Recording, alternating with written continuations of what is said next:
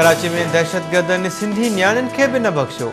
मोहब्बत सिंध रैलीअ ते दहशतगर्दनि जे हमले में 3 न्याणियुनि समेत 12 ॼणा शहीद ऐं 30 खां वधीक ज़ख़्मी। सिंध जा पुट त पोइ उन ते वार कंदा, सभ खां पहिरीं उन जूं धीअरूं उन जे लाइ उथंदियूं। एॾो मुंतज़म तरीक़े सां केर थो सभु कुझु अरेंज करे सघे। एतिरी राति में पंफलेट लॻी विया, पेनाफ्लेट्स लॻी विया।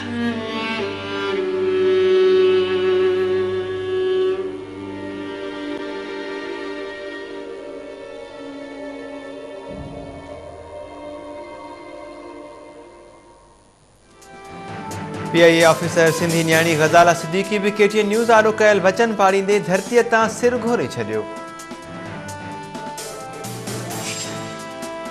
कराची में मासूम सिंधी न्याणियुनि ते दहशतगर्दनि जे हमले ख़िलाफ़ सुभाणे सॼी सिंध में हड़ताल जो सॾु। सदर ऐं वज़ीर आज़म पारां वाक़े जी मज़म्मत। रहमान मलिक वरी मोहब्बत सिंध रैली कढंदड़नि खे ॾोही करार ॾींदे चयो आहे त हुकूमत जी इजाज़त खां सवाइ रैली कढणु ग़ैर क़ानूनी अमल हो।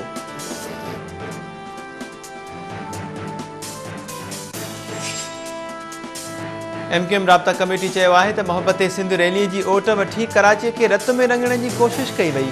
ज़िम्मेवारनि ख़िलाफ़ कार्रवाई कई वञे।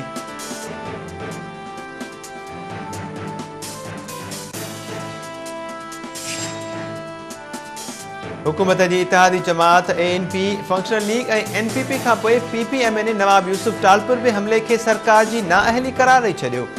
अयास उमर चयो आहे त रैली ते हमिलो कंदड़ मुल्क जा दुश्मन आहिनि। हाणे ॻाल्हि न्याणियुनि ताईं पहुची वई जेका बर्दाश्त खां ॿाहिरि आहे।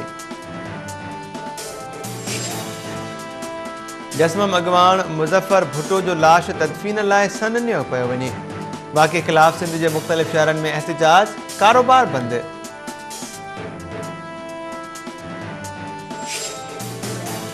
ऐं सुभाणे सिंध में ऐलानियल हड़ताल सबबि समूरियुनि यूनिवर्सिटीज़ तोड़े तालीमी बोर्ड्स जा रिथियल पेपर्स मुलतवी कया विया।